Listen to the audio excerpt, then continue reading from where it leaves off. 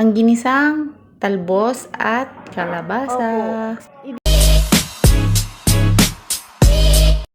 Mga lalabs, nagprito nga po pala ako ng tuyo, daing, ayan, dilis, meron din pong pusit.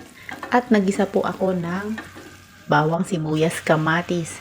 Ayan, yan po yung sausawan ko sa tuyo, dilis, at saka yung pusit na pinirito ko po. Ayan, nilagyan ko din po siya ng sili. Optional lang po kung gusto nyo ng wala. Ako po kasi mas gusto ko yung may sili. Ayan, nagprito din po ako ng okra, talong. Ayan po. Ayan po yung aking almusal with kape. Coffee is life, syempre. Kain po, kaluto na ako.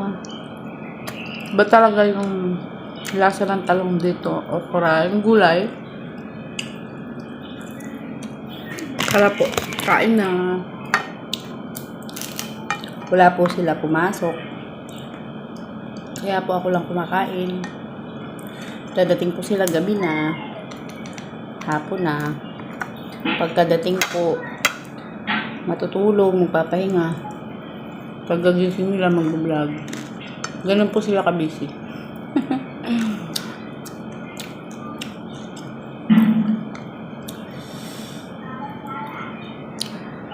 Ang anghang po pala ng niluto kong kamatis.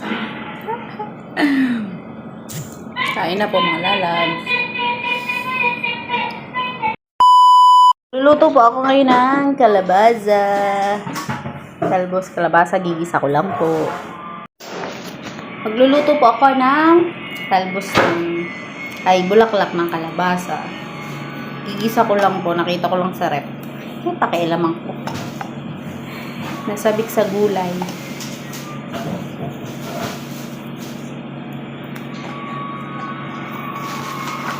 Masarap nga nito, may sitaw tsaka talbos ng sitaw.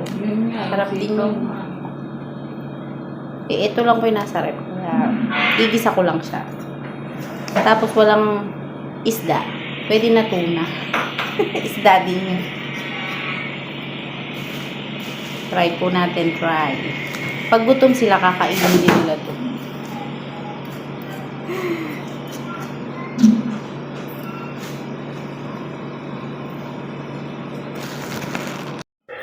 Ayan po, at nakahiwa na po ako. Naka-ready na yung aking lulutuin.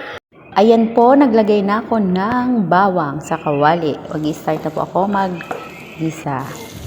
At pag po brown na yung bawang, pwede na po ilagay ang sibuyas. Ayan, nilagay ko na din po ang tuna. Ang sahog. Ayan. At nilagay ko na po ang kalabasa. Halu-haluin lang.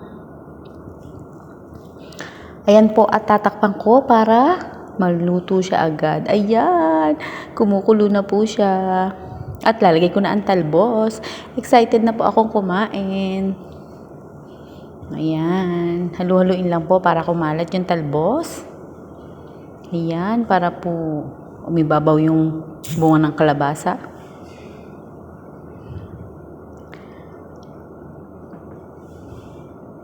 Ayan po, at malapit na siya maluto. Konti pa po, medyo matigas pa yung kalabasa, yung bunga. Kaya po tinakpan ko. Ayan, luto na po siya. I'm excited na pong kumain.